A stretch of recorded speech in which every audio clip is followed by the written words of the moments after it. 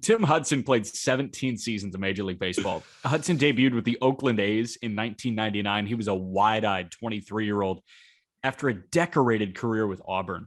He spent nearly a decade with the Atlanta Braves, and he tied a bow on his career with an all-star campaign and a World Series ring during a 2-year stretch in San Francisco. Oakland was where his legacy started. In his rookie year, Hudson went 11-2 with a 3.2 ERA en route to a top 5 finish in AL Rookie of the Year voting. A year later, how about his first all-star nod? A 20-game winner. He finished second in AL Cy Young voting only to Pedro Martinez and his 1.74 ERA in 2000. What the hell? He'd finished top 6 in Cy Young voting 3 more times. He was a workhorse, 8 seasons totaling over 200 innings pitched. Hudson retired in 2015 with a career 3.49 ERA, 3.78 FIP, and 56.5 career WAR.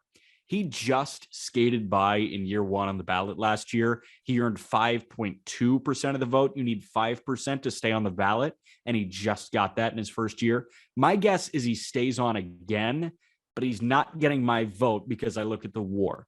That's fewer than many guys that didn't get in. Frank Tanana, Brett Saberhagen, Cole Hamels. Hamels is still like, is he pitching? He probably won't get in, IMO. And the innings just don't really justify it. The only guy in the top 30 in WAR among pitchers that didn't throw more innings than Tim Hudson was Pedro Martinez.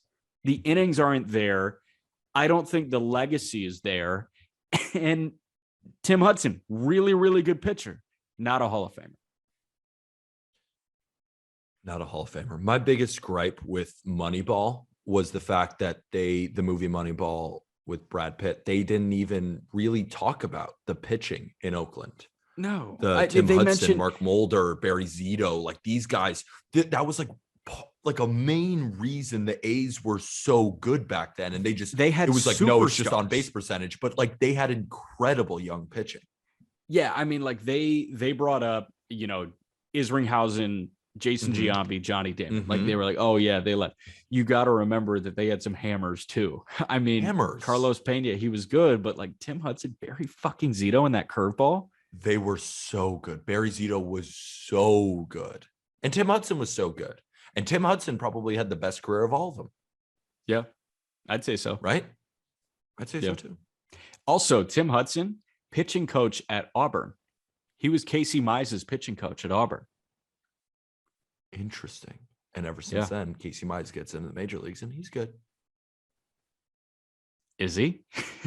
We've had this conversation. I'm sipping the Casey Mize Kool-Aid. Dude, you're with me. You got to roll with me. I know. I like him. Everything I see, I'm like, oh, crap. Like, just like his stuff isn't that good. And it's like, dude, it is. You look at the splitter. It's like, oh my God, how does anybody make contact with that?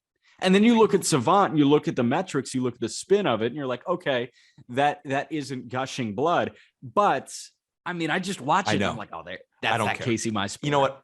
Fuck it. I'm in. I don't care. Boom. Let's go. Casey Mize. Yeah. Tim Hudson's protege. Yeah. I'm in. Casey Mize.